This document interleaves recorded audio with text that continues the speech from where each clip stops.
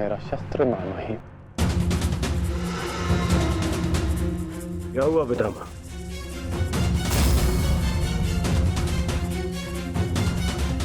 इसका क्या अर्थ है? इसका अर्थ है कि एक सूत पुत्र मेरी ओर से युद्ध में भाग नहीं लेगा।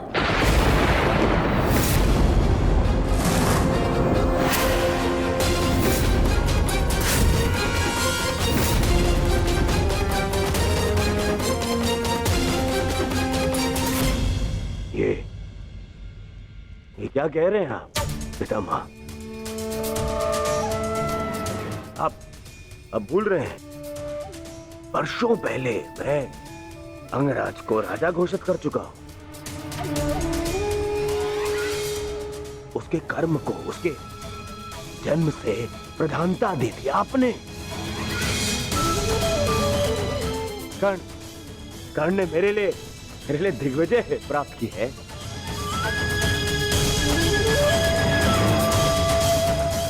आपने स्वयं विराट युद्ध में उसके साथ मिलकर युद्ध किया। तो फिर आज उसके भूत पुत्र होने का प्रश्न कहां से उत्पन्न हो गया है? बात जन्म की ही तो है दुर्योधन। हाँ, मैंने कर्ण के साथ युद्ध लड़े हैं, परंतु ये युद्ध बाकी युद्धों से भिन्न है। ये एक महान युद्ध है। भले ही कर्ण अंगराज है, परंतु यह बात भी सत्य है कि इसका जन्म एक सूत के घर हुआ है।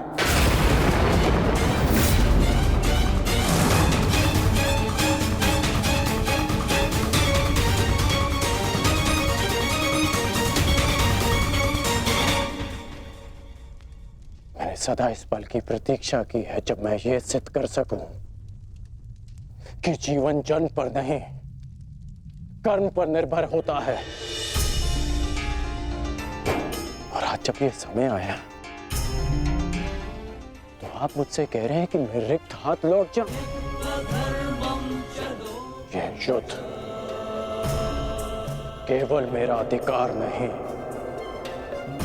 मेरे जीवन जीने का लक्ष्य है।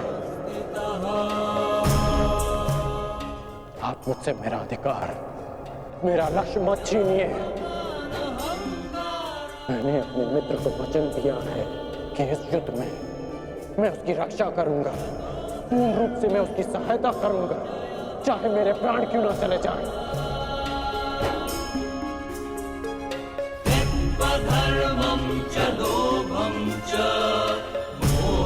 और आप मुझसे कह रहे हैं कि मैं इस युद्ध में सम्मिलित ही नहीं हो सकता।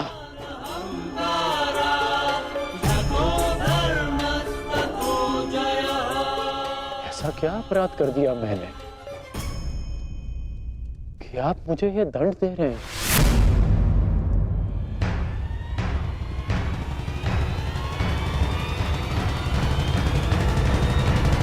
कर दिया मैंने कि आप मुझे यह दंड दे रहे हैं?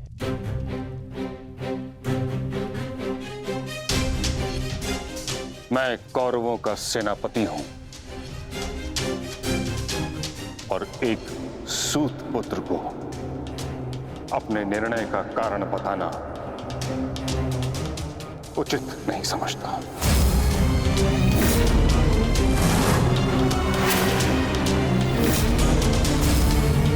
और ये मेरा अंतिम निर्णय है कि जब तक मैं युद्ध भूमि में हूं तब तक कर्ण युद्ध भूमि से दूर रहेगा।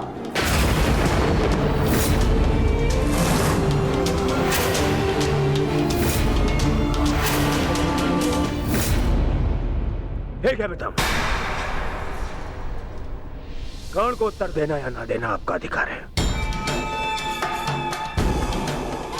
परंतु एक सेनापति का कर्तव्य भी है और धर्म भी कि वो अपने युवराज के हर एक प्रश्न का उसे उत्तर दे। तुम्हारा पितामह होने के नाते मैं इस प्रश्न का उत्तर देना उचित नहीं समझता।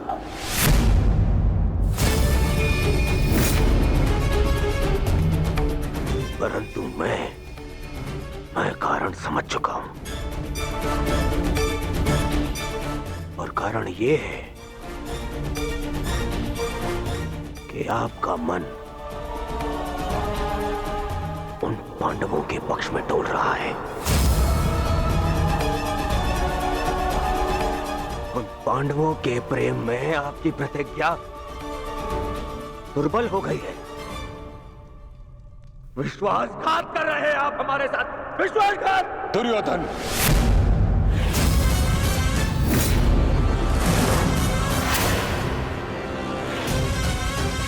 नहीं पितामह, मुझ पर क्रोध दिखाने से आपका सत्य बदल नहीं जाएगा, और सत्य यही है कि आप पांडवों का पक्ष ले रहे हैं। आप जानते हैं कि यदि कर्ण ने इस युद्ध में भाग लिया तो वो आपके उन प्यारे पांडवों का नाश कर देगा, और इसी उद्देश्य के चलते आप कर्ण को इस युद्ध से दूर रखना चाहते हैं। तुम्हें जो समझना है समझो दुर्योधन, परंतु मैं किसी को भी अपना उद्देश्य बताना उचित नहीं समझता।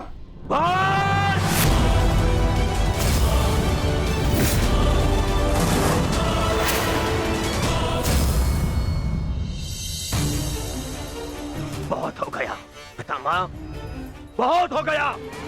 अब आपको अवकाश लेने की आवश्यकता है। बूढ़े हो गए हैं आप।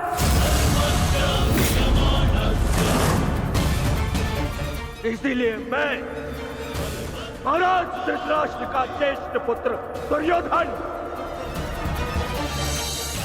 आपको आपके कर्तव्य से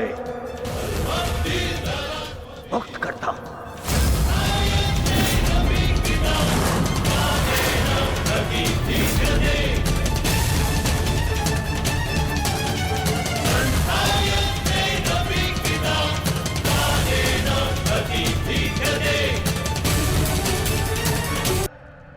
महाराज धृतराष्ट्र का ज्येष्ठ पुत्र दुर्योधन आपको आपके कर्तव्य से मुक्त करता हूं।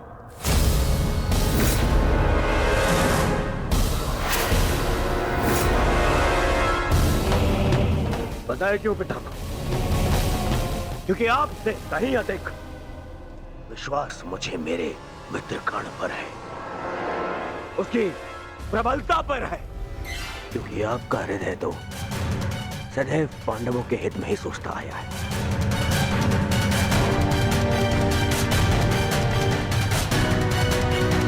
और मैं ऐसे सेनापति को अपनी समस्त सेना का उत्तरदायित्व नहीं दे सकता जो शत्रु हित में सोचता हो। यदि कर्ण इस युद्ध में भाग नहीं ले सकता तो आप भी इस युद्ध में भाग नहीं लेंगे।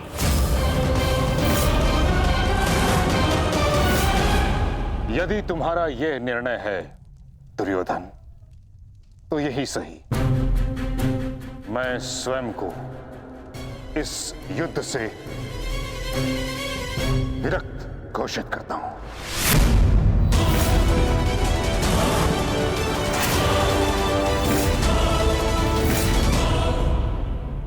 मुझे आपकी आवश्यकता नहीं। दुर्योधन, ये क्या कह रहे हो तुम? मूर्खता मत करो और मित्रता की मोह में नेत्रहीन ना बनो दुर्योधन। हमें कर्ण से अधिक पितामह की आवश्यकता है, समझ गए तुम? मैंने आपसे सुझाव मांगा। परंतु मांगा तो जाइए और जाकर अपना स्थान ग्रहण कीजिए।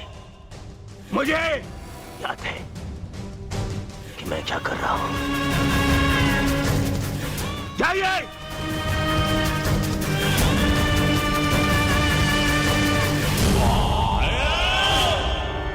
नहीं महामहिम, युवराज ने जो कहा क्रोध में आकर कहा। मैं इस विषय में उनसे बात करूंगा, सब ठीक हो जाएगा महामहिम। नहीं कौंते कर्ण, अब कुछ भी ठीक नहीं हो सकता। मेरी बात सुनिए महामहिम। मुझे एक सूत पुत्र की बात नहीं सुननी।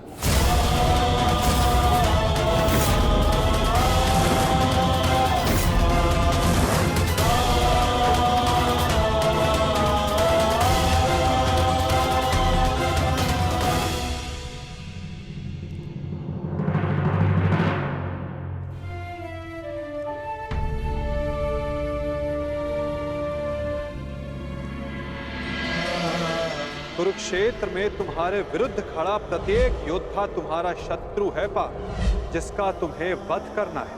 अन्यथा आज तुम भीष्म से भयभीत हो, कल तुम कर्ण से हो, परसों तुम ये कहोगे कि मैं आचार्य द्रोण का सामना कैसे करूं। यदि ऐसा ही रहा तो कैसे पूर्ण करोगे अपने साथ हुए अन्याय का प्रतिकार, कैसे लोगे पांचाली के अपमान का प्रतिशोध। क्या बात है आर्य, बड़ी गहन सोच में डूबे हुए हैं। कोई समस्या है? समस्या क्या है मैं नहीं जानता, परंतु एक विचित्र भय की अनुभूति हो रही है मुझे।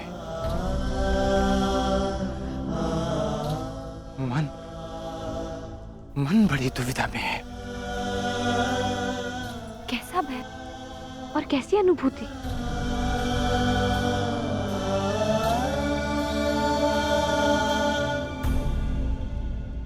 मैं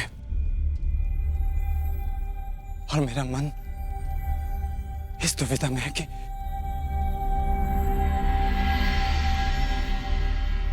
क्या यह युद्ध उचित है? क्या अपनों का वध करना आवश्यक है?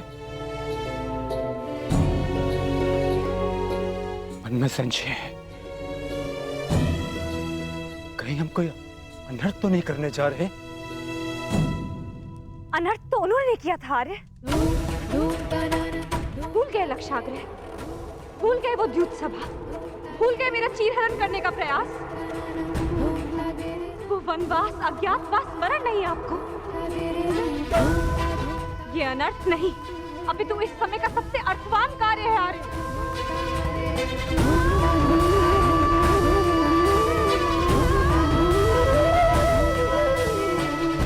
ये धर्म युद्ध है, उनके विरुद्ध जिन्होंने अधर्म किया और उनके विरुद्ध जो मौन रहकर इस अधर्म के साक्षी बने। ये एक प्रयास है आर्य, आने वाली पीढ़ियों के समक्ष एक उदाहरण प्रस्तुत करने का कि जो अधर्म करता है और जो चुप रहकर उसे होते हुए देखता है, वो दोनों ही नाश के भागी हैं।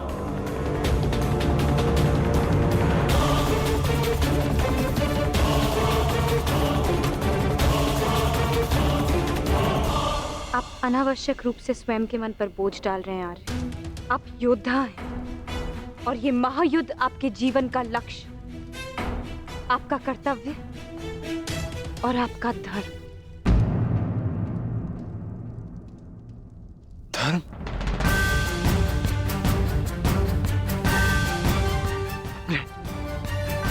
अपने पितामह पर शस्त्र उठाना कैसा धर्म है?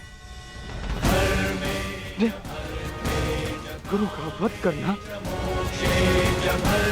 कैसा कर्तव्य? विराट युद्ध में जब यही लोग आपके विरुद्ध धनुष बाण ताने खड़े थे, तो क्या ये उनका कर्तव्य था? प्रतिज्ञा से बंधे होने का बहाना बनाकर अपनी कुलवधू की लाज लुटते हुए देखना, क्या ये उनका धर्म था? और ये मत भूलिए आर्य, आचार्य द्रोण ने अपना प्रतिशोध पूरा करने के लिए पिताश्री के विरुद्ध आप सबको युद्ध में झोंक दिया था। अब तो अधर्म का प्रतिकार ले रहे हैं।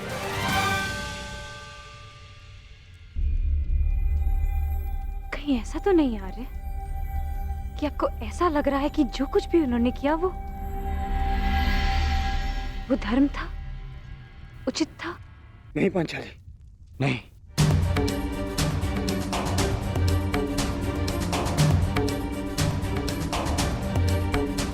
जो उन्होंने किया वो सर्वथा अनुचित था, परंतु मन में दुविधा यह है कि जो हम करने जा रहे हैं वो उचित है। यदि हम भी उनकी ही भाषा में उन्हें उत्तर देंगे तो फिर हम में और उनमें क्या अंतर रह जाएगा?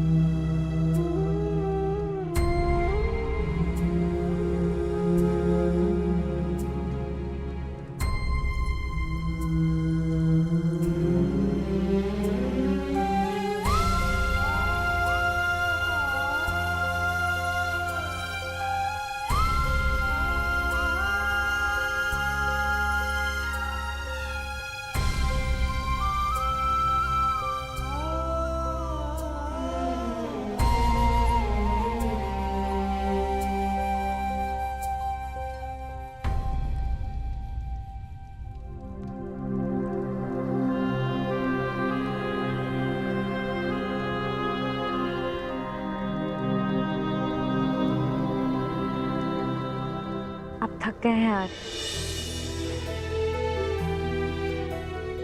विश्राम कीजिए, सो जाए। सो जाऊं? कैसे सो जाऊं पांचाली, जबकि मुझे ज्ञात है कि कल प्रातः मुझे बाण संधान करने हैं जो मेरे परिजनों को मृत्यु की नींद सुला देंगे।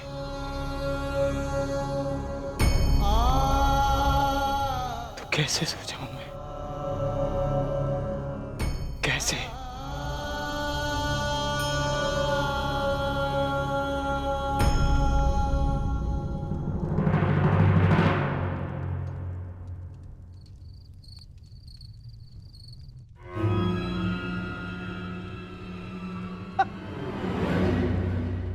दाम दंड भेदेन अस्माकं विजयम निश्चितम। साम दाम दंड भेदेन अस्माकं विजयम निश्चितम। कहाँ है? कैसे होगा?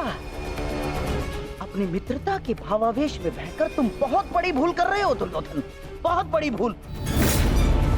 वो अंगराज अब वो कर्ण नहीं रहा जिसे अस्त्र बनाकर तुम पांडवों पर प्रयोग करना चाहते थे ना, जिसकी सारी शक्ति उसके कवच और कुंडल में थी, जो अब नहीं है, जिसके जाते ही कर्ण केवल और केवल मात्र एक साधारण योद्धा और एक साधारण धनुर्धारी रह गया है दुर्योधन।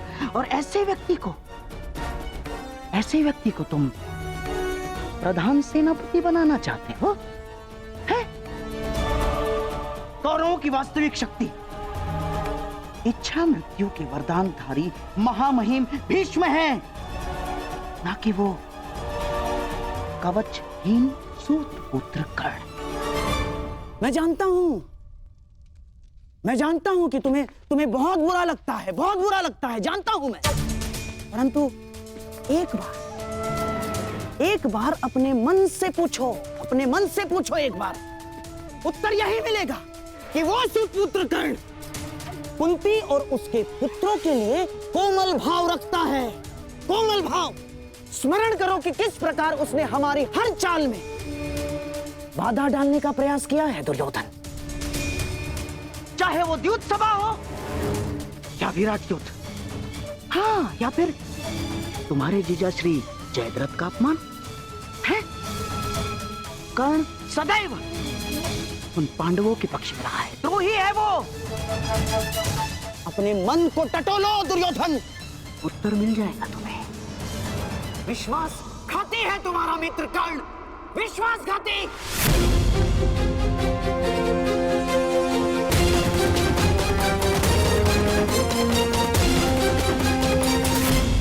ये क्या क्या कर रहे हो? कुछ लूटिए।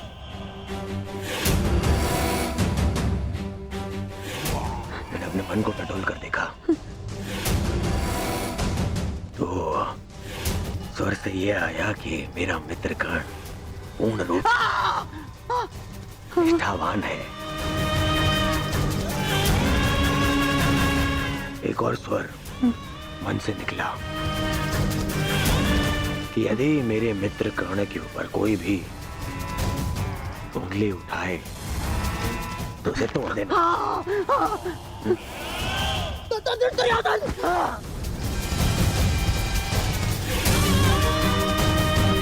केवल इसलिए कि आप मेरे मामा श्री हैं। बार बार मेरे धैर्य की परीक्षा लेने का अधिकार नहीं मिल जाता। भविष्य में स्मरण रखना, जब मैंने अपने संबंधियों को क्षमा नहीं किया, उन्हें 5 गौना देकर इस महायुद्ध का आह्वान कर दिया। तो आपका नाश करने में मुझे एक क्षण भी नहीं लगेगा।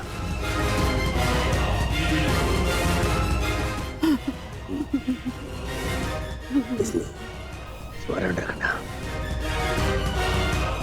ना तो फिर कभी मेरे धैर्य की परीक्षा लेना और ना ही मेरे मित्र कर्ण के ऊपर आरोप लगाना।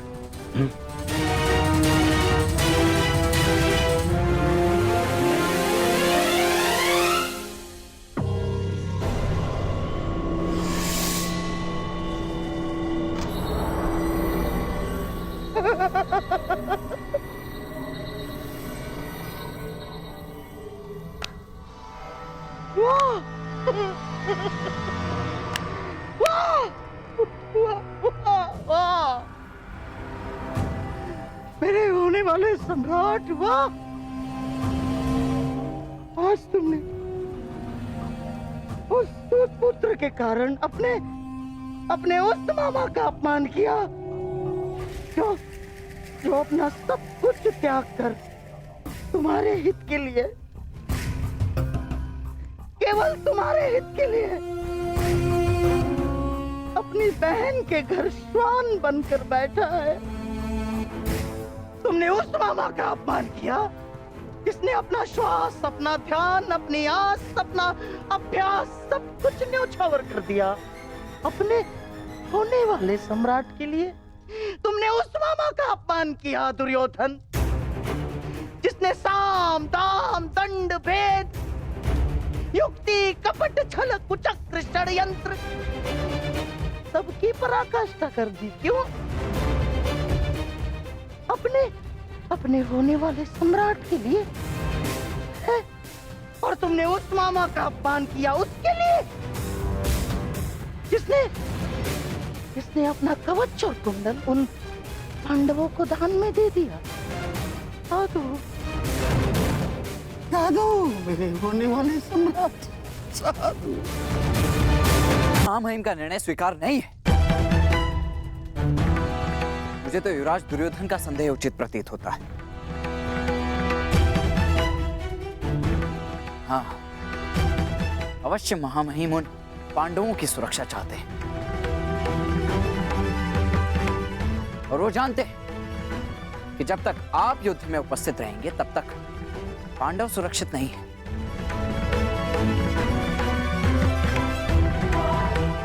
तभी वो आपको युद्ध से दूर रखना चाहते हैं।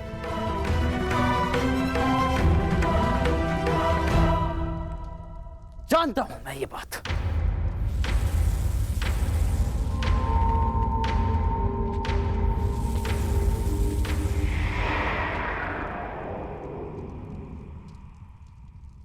शांत हो जाओ पुत्र। कैसे शांत हो जाऊं पिताश्री?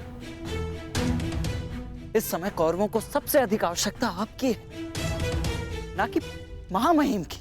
ये एक योद्धा नहीं, एक पुत्र बोल रहा है। युद्ध में योद्धा के बल से अधिक अनुभव का बल काम आता है। गंगा पुत्र भीष्म को ऐसे ही महामहिम नहीं कहा जाता। स्वयं गुरु परशुराम भी उन्हें परास्त नहीं कर पाए थे। आओ मेरे साथ।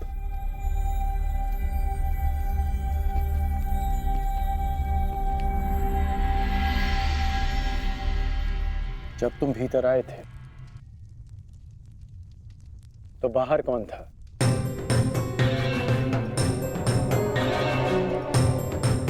सैनिक थे,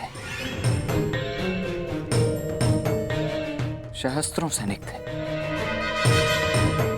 तो बताओ कि वो सारे सैनिक कहां चले गए?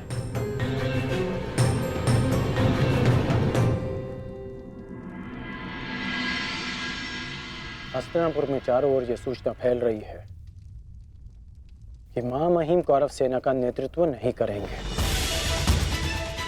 सारे सैनिक अपने अपने सेना नायकों के पास इस बात की पुष्टि करने के लिए गए हैं। और यदि ये निश्चित हो गया कि महामहिम कौरव सेना का नेतृत्व नहीं करेंगे तो युद्ध से पूर्व ही कौरवों का अधिकतम बल युद्ध से विरक्त हो जाएगा। ये सारे सैनिक अपने प्राण हथेली पर लेकर इसलिए लड़ते हैं क्योंकि इन्हें विश्वास है कि उनका सेनापति उनके प्राण व्यर्थ नहीं जाने देगा, कि उनके जीवन के बदले में उन्हें विजय मिलेगी। इसलिए पुत्र, दुर्योधन को मेरे बदले महामहिम को चुनना चाहिए, क्योंकि महामहिम के पास सेना का विश्वास है। तो अब आप क्या करेंगे पिताश्री? एक योद्धा होने के नाते अपने से महान योद्धा का सम्मान और वो कार्य जो मेरे मित्र के हित में होगा।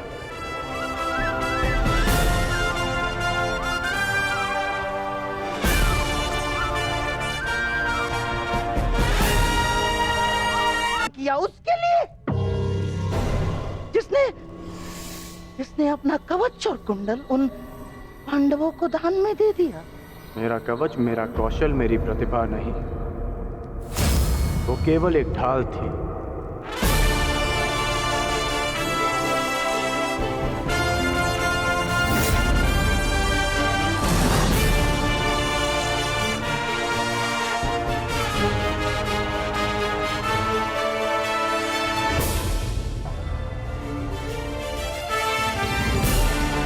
और दुर्योधन की ढाल मैं हूं। मेरी मित्रता है और ये मित्रता मेरे लिए मेरे प्राणों से भी अधिक महत्वपूर्ण है। मैंने सदैव अपने मित्र के प्रति अपनी निष्ठा सिद्ध की है और आज भी मैं ऐसा ही करूंगा।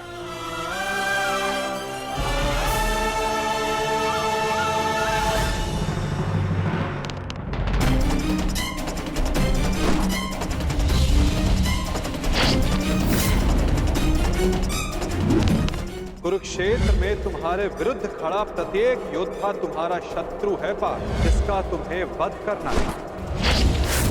ये धर्म युद्ध उनके विरुद्ध जिन्होंने अधर्म किया। अन्यथा आज तुम भीष्म से भयभीत हो। भूल गए लक्षाग्रह, कल तुम कर्ण से हो। भूल गए वो द्यूत सभा।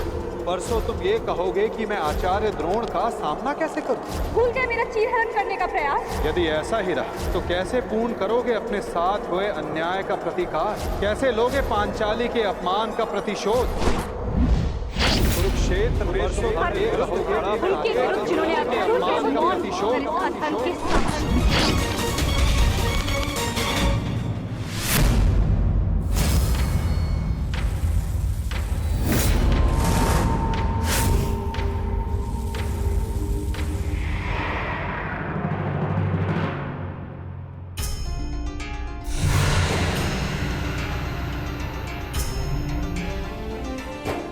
पुत्र का धर्म होता है।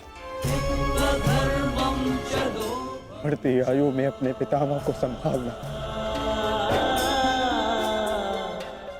मैं युद्ध क्षेत्र में मैं कैसे गिरा सकता हूं? जिन्होंने मुझे धनुष उठाना सिखाया, जिनके कारण आज मैं सर्वश्रेष्ठ धनुर्धर हूं, उन गुरु द्रोण पर बाण संधान कैसे कर सकता हूं मैं? जीवन में पहली बार आज मेरे हाथ कांप रहे हैं। अर्थात ये सब ठीक नहीं। ये सब ठीक नहीं।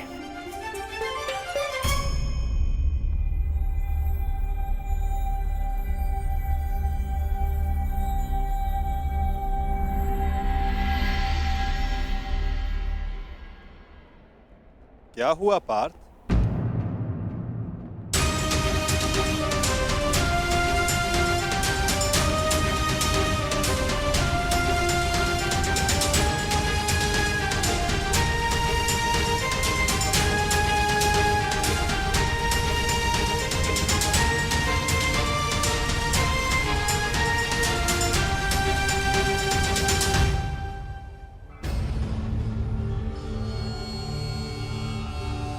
जो अपने दृढ़ संकल्प और अचूक लक्ष्य भेदन के लिए जाना जाता है, जो केवल शब्द सुनकर उसका लक्ष्य भेद कर सकता है, आज वही अर्जुन विचलित है या उसके बाण विचलित है? पार्थ, कुछ कहना चाहते हो? यदि तुम्हारे मन में कोई संदेह, कोई संकोच है तो उसे अपने सखा से बांट सकते हो। नहीं माधव, ऐसा कुछ नहीं है। आज कुछ अधिक ही थक गया हूं मैं, कदाचित इसीलिए। बड़ी विचित्र बात है, जो अर्जुन इतने वर्षों की कठिन तपस्या में नहीं थका, जो 12 साल के वनवास में और 1 साल के अज्ञातवास में नहीं थका, वो आज केवल एक दिन में थक गया।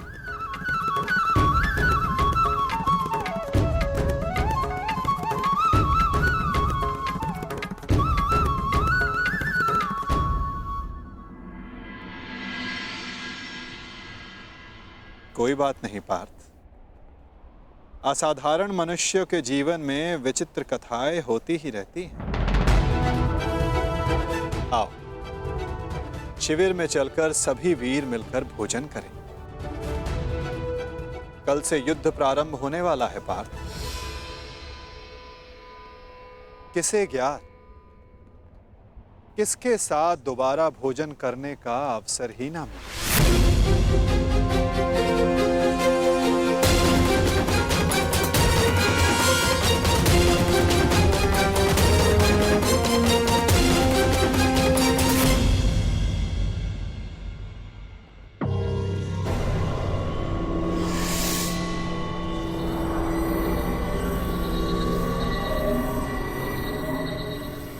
हम सबको यहाँ पे क्यों बुलाया गया है मामाश्री? क्या? मुझे तो लगा कि तुमने हम सबको यहाँ एकत्रित होने का आदेश दिया है।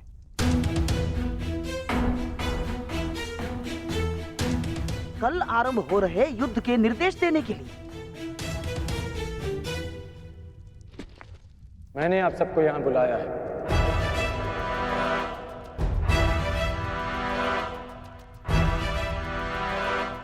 पधारने के लिए धन्यवाद।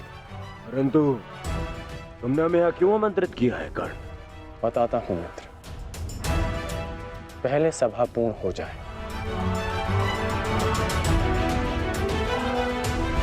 अभी एक योद्धा का आना शेष है।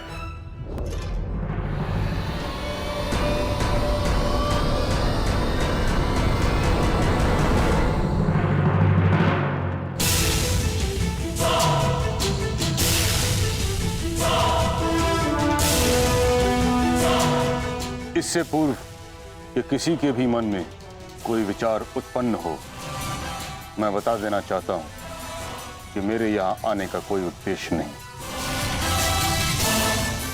मैं यहां केवल अंगराज के आग्रह पर उपस्थित हुआ हूं।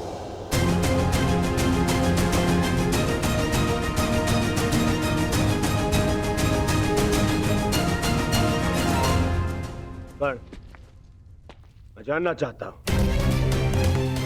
इस सभा को बुलाने का उद्देश्य क्या है मित्र?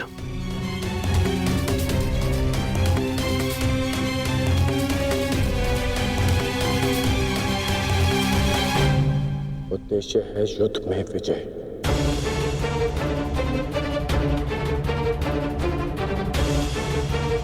तुम अपने मित्र मोह में आकर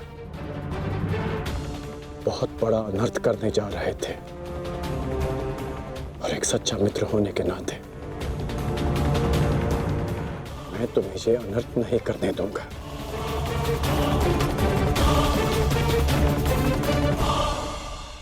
मैं राधेकर्ण आप सबके समक्ष एक प्रस्ताव रखता हूं कि गंगा पुत्र महामहिम भीष्म को फिर से कौरव सेना का सेनापति नियुक्त किया जाए।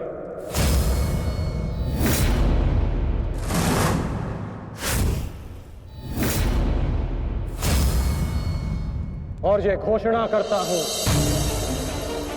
कि जब तक महामहिम भीष्म इस युद्ध भूमि में सेना का नेतृत्व करेंगे, ये राधेकर्ण युद्ध भूमि में नहीं आएगा।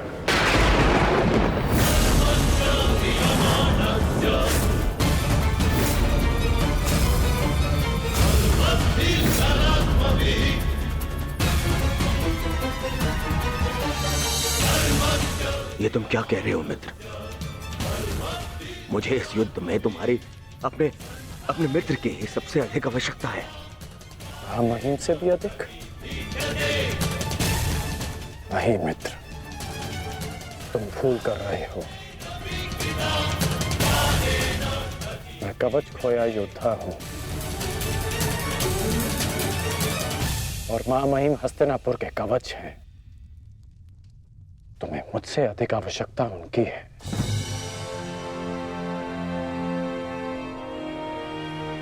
मैं स्वीकार करता हूं कि कौरव सेना का नेतृत्व करने में महामहिम से अधिक सक्षम कोई नहीं।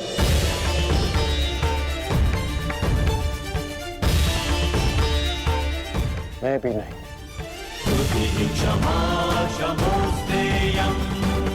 मुझ में योग्यता है, परंतु महामहिम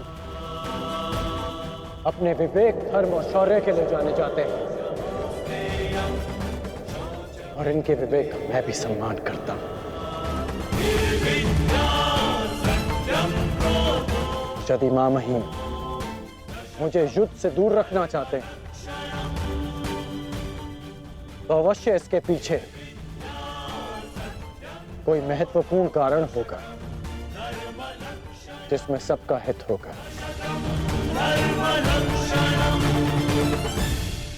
मैं ये सब इसलिए कर रहा हूं क्योंकि मैं तुम्हें हस्तिनापुर के सिंहासन पर देखना चाहता हूं, और मेरा लक्ष्य पूर्ण करने के लिए मैं ऐसे 1000 स्वप्न का बलिदान दे सकता हूं।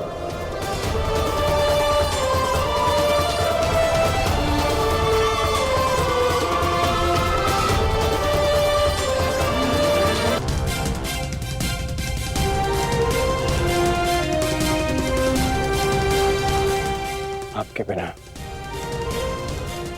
कौरवों की विजय संभव नहीं। अपना पद स्वीकार करें।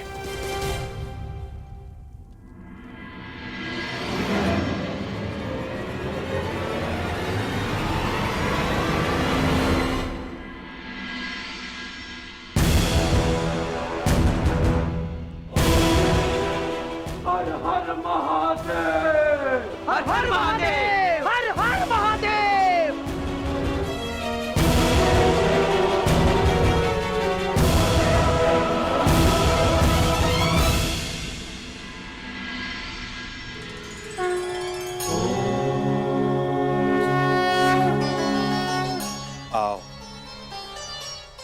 हम साथ मिलकर ये अमृत तुल्य भोजन ग्रहण करें, हमें शक्ति मिले, हमारा तेज एक होके बढ़े।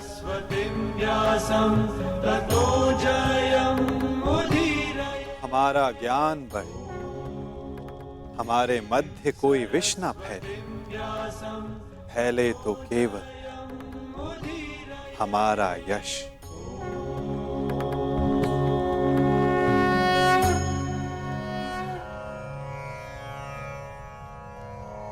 ओम सहना भवतु। ॐ सहना भवतु सहनो भुनक्तु सह वीर्यं करवावहे सह वीर्यं करवावहे तेजस्विनाय धीमस्तु तेजस्विनाय धीमस्तु मा विद्विषावहि मा विद्विषावहे। ओम शांति शांति शांति।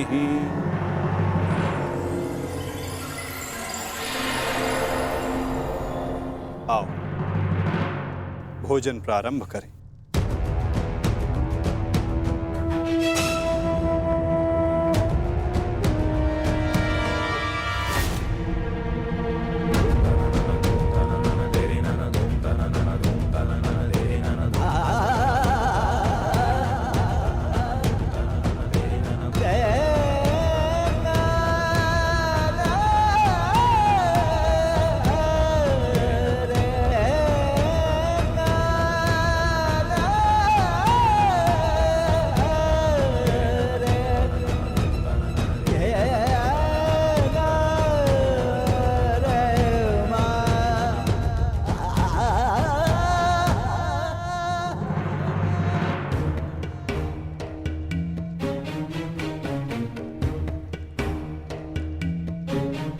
पिताश्री, रात्रि गहरी हो चुकी है, आपको विश्राम कर लेना चाहिए।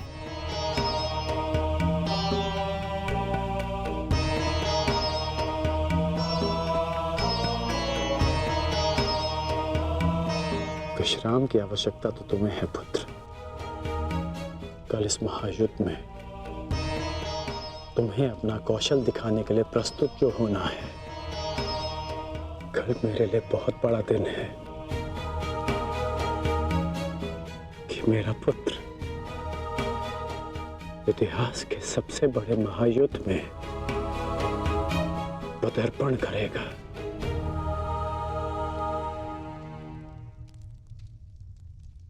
मुझे गर्व है तुम पर।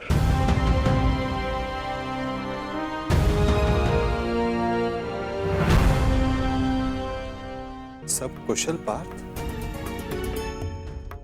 मैं तुम्हारे साथ हूं पार्थ। परंतु युद्ध में तो आप शस्त्र नहीं उठाएंगे। युद्ध में तो मैं अकेला ही रहूंगा माता। और यदि इस युद्ध में मैं तुम्हारे साथ उपस्थित रहा तो?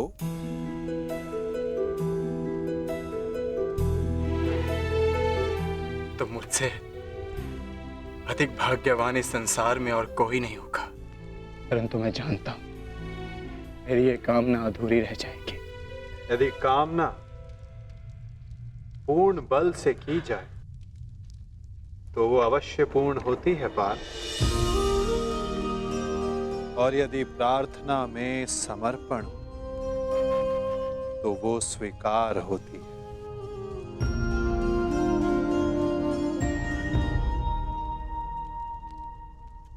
मैं आप सबके समक्ष एक घोषणा करना चाहता हूं। मैंने प्रण लिया है कि इस युद्ध में शस्त्र नहीं उठाऊंगा, परंतु बिना शस्त्र उठाए भी मैं इस युद्ध में सहायक रहूंगा। मैं वासुदेव कृष्ण ये घोषणा करता हूं कि इस महायुद्ध में मैं उस योद्धा का मार्गदर्शन करूंगा जिसे इस युद्ध की दिशा निर्धारित करनी। ये युद्ध एक यात्रा है और इस युद्ध की यात्रा में मैं अर्जुन का सहयात्री बनूंगा। मेरे हाथ इस युद्ध में अस्त्र भले ही ना थामे, परंतु अर्जुन के रथ के अश्वों की रास से अवश्य थामेंगे। मैं इस महायुद्ध महारथी अर्जुन के सारथी की भूमिका निभाऊंगा।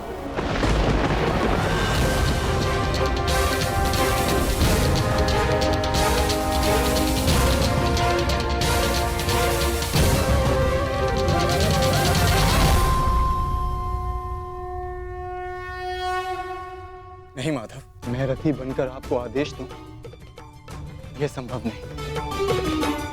आपका स्थान सबसे ऊंचा है और मैं स्वयं आपको नीचे स्थान पर बैठने नहीं दे सकता। पार्थ, कौन ऊंचे स्थान पर बैठा है और कौन नीचे स्थान पर, ये तो देखने वाले के दृष्टिकोण पर निर्भर करता है। तुमने कहा कि मैं सबसे योग्य हूं, और जो सबसे योग्य होता है उसका धर्म होता है कि वो अपने से छोटों का मार्गदर्शन करे, और मैं इस युद्ध में यही करूंगा। मैं इस युद्ध में तुम्हारा सारथी इसलिए बनूंगा, यदि तुम अपने लक्ष्य के मार्ग से भटक जाओ तो पुनः तुम्हें तुम्हारे लक्ष्य के मार्ग पर ला सकूं।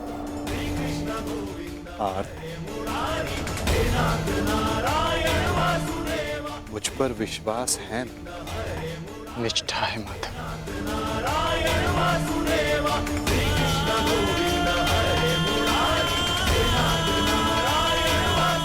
आज मैं धन्य हो गया, जिसके सारथी आप हो वो मार्ग कभी भटक ही नहीं सकता।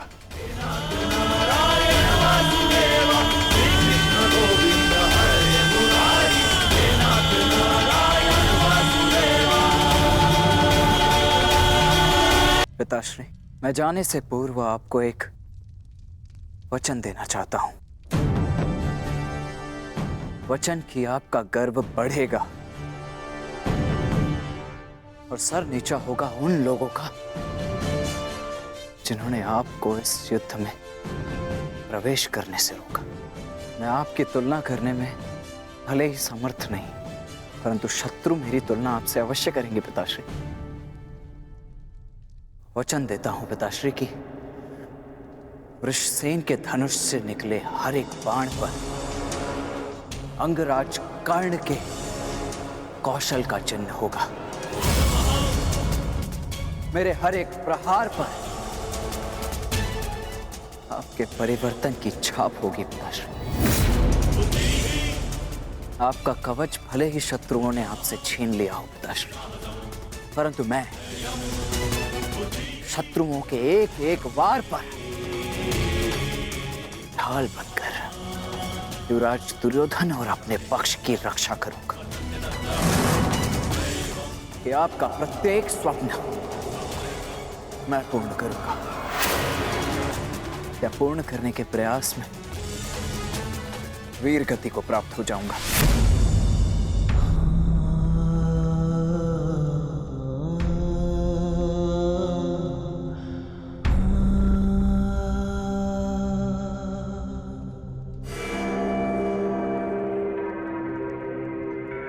द्रोण शिष्य अर्जुन के मन में मैं ये प्रश्न उत्पन्न कर दूंगा पिताश्री की, यदि अंगराज कर्ण का अंश उन पर इतना भारी पड़ रहा है तो तब क्या होगा जब स्वयं अंगराज कर्ण से उनका सामना होगा।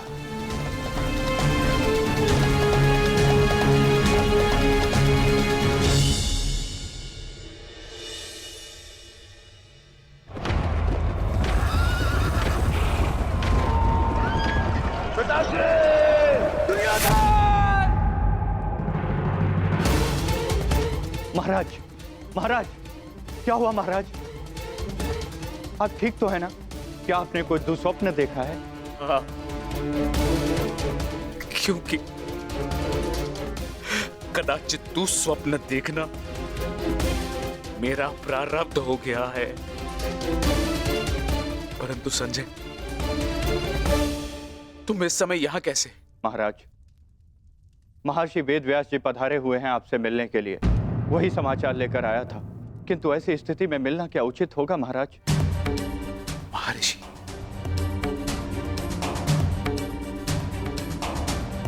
अवश्य ही कुछ उचित सोचा होगा, तभी पधारे हैं।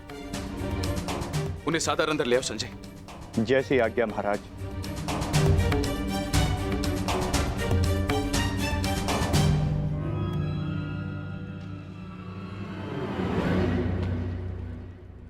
प्रणिपात महाराज।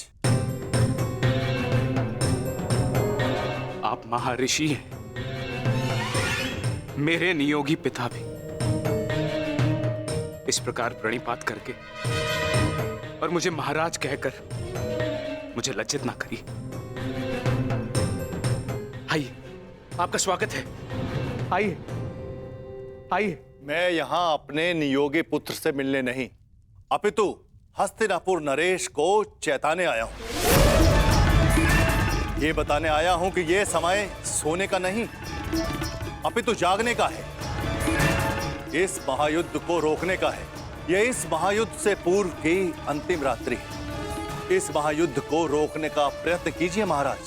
यदि एक बार यह युद्ध आरंभ हो गया तो इस अनर्थ को रोकना असंभव हो जाएगा। सहस्त्रों निर्दोष अपने प्राण गंवा बैठेंगे, अनेकों परिवार सदैव के लिए नष्ट हो जाएंगे। ये महाविनाश रोकना केवल आपके हाथों में। जो पिता अपने पुत्र पर जीवन भर नियंत्रण ना रख सका, वो इस विभीषिका को रोकने का बीड़ा कैसे उठा सकता है? यह युद्ध निश्चित है महर्षि। इस युद्ध को रोक पाना हम मेरे बस की बात नहीं। मुझे क्षमा कर दीजिए। मैं तो कदाचित आपको क्षमा कर दूं, किंतु इतिहास आपको कभी क्षमा नहीं करेगा। हस्तिनापुर में शांति दूत बनकर आए वासुदेव के साथ दुर्व्यवहार का परिणाम है ये। पुत्रहट को दोष मत दीजिए। इस महाविनाश के लिए पुत्रहट नहीं, आपका पुत्र मोह उत्तरदायी है। तो आप क्या मुझे उल्हाना देने आए हैं महर्षि, या फिर श्राप? नहीं, वरदान देने आया हूं। मैं आपको दिव्य दृष्टि देने आया हूं। जिस विनाश की नींव आपने स्वयं रखी है, आप उसको देख सकें। नहीं, ऐसा मत कीजिए महर्षि। ये वरदान नहीं है, ये श्राप है। अरे जिस पिता ने अपने पुत्रों को घुटनों के बल चलते नहीं देखा, अरे वो पिता अपने पुत्रों को घुटनों के बल अपने प्राणों की भीख मांगते कैसे देख सकता है? जिस पिता ने अपने पुत्रों के मस्तक पर तिलक लगते नहीं देखा, वो अपने उन पुत्रों के सर कटे कैसे देख सकता है? जिस पिता ने अपनी वधुओं को सुहागन नहीं देखा, वो पिता अपनी वधुओं को विधवा कैसे देख सकता है? किस प्रकार? ये अत्याचार मत कीजिए महर्षि, मत कीजिए। मुझे कोई दृष्टि नहीं चाहिए, मुझे कोई दृष्टि नहीं चाहिए। मेरी आपसे विनती है महर्षि कि मेरे स्थान पर आप ये दिव्य दृष्टि संजय को दे दें, ताकि संजय मुझे इस युद्ध के समाचार के साथ साथ मेरे पुत्र का समाचार भी मुझे देते रहे। आपकी इच्छा अनुसार मैं ये दिव्य दृष्टि संजय को प्रदान करता हूं।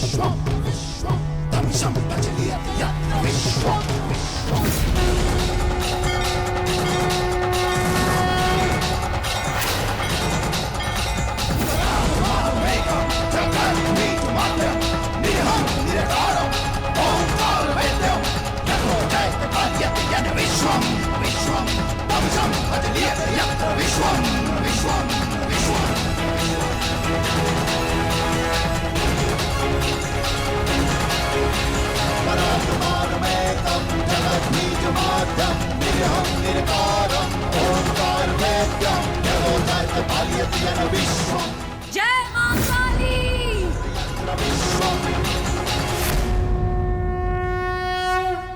अपना सर्वश्रेष्ठ प्रदर्शन करना पुत्रों।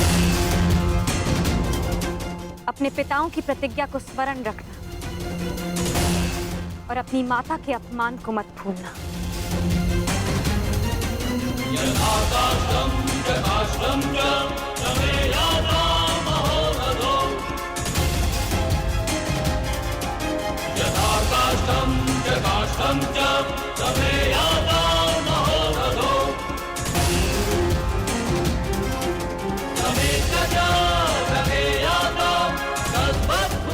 विजय हमारी होगी। हर हर महादेव, हर हर महादेव, हर हर महादेव।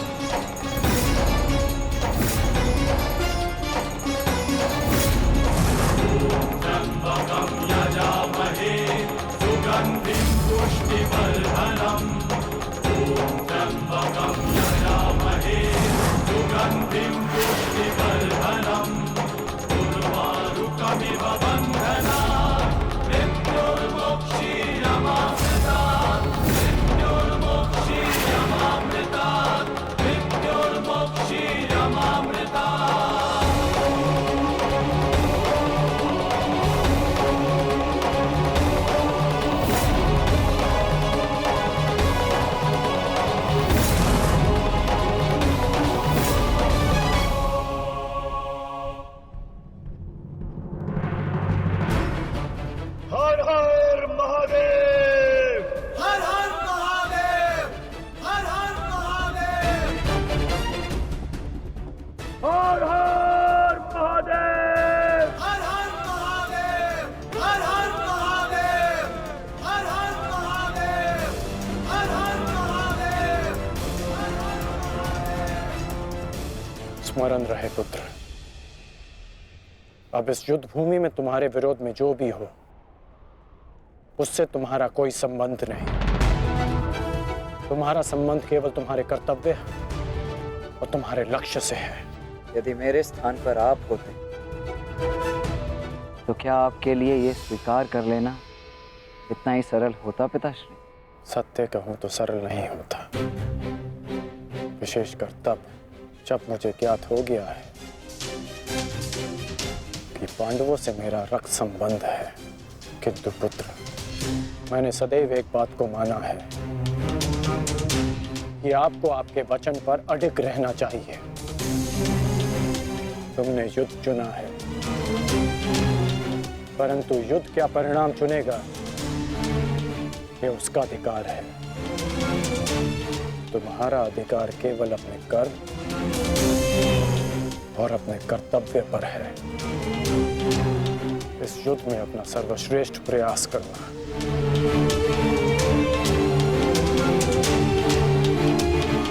कल्याण हो तुम्हारा।